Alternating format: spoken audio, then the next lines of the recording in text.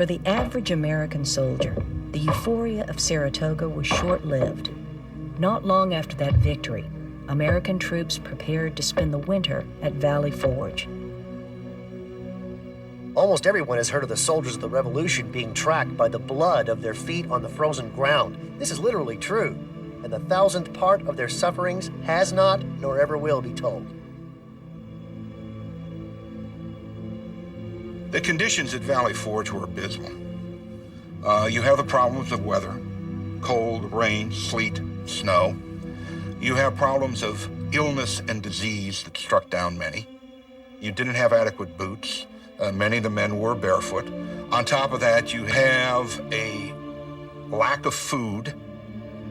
I think particularly bothersome about this was that Valley Forge, being in eastern Pennsylvania, was in the breadbasket of what was then the United States. And yet here we are, the Army, living in the midst of plenty and close to starvation. It seemed indeed to the men that their Congress had forsaken them and their own country had forsaken them.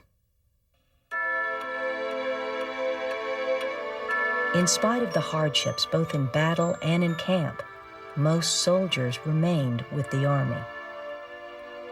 I do think there was a commitment to the revolutionary ideology. The worth of an individual, the ideas of law and liberty justly used. I think there was also very much a commitment to George Washington as a leader. Washington had shared everything with those men.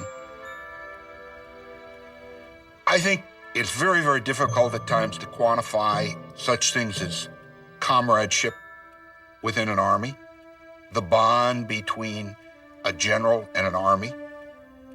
At times, I think it is somewhat spiritual, almost mystical. I don't know that you can scientifically analyze it, but somehow there was that bond that held them together. The winter at Valley Forge showed two things about Washington. He had to show the consistency and the steadiness to just be there and to sit it out through the disease and the suffering of all the troops. And simply by being there, simply by not furloughing himself, by not going back to Mount Vernon, he could be a symbol and in that way a comfort to the troops. But maybe the most important thing Washington did at Valley Forge was to begin the training and the professionalizing of the Army. And that he did with the help of Baron von Steuben.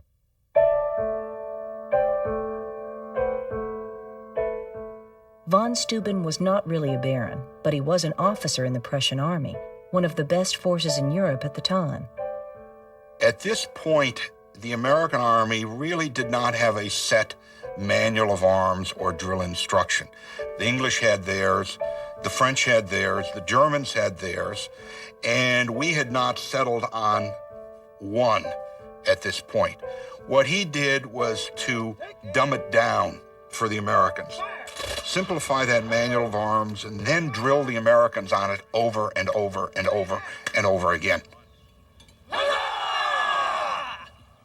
Adding to that, von Steuben had an infinite supply of German and English curse words, which he used with great alacrity, often in the same sentence.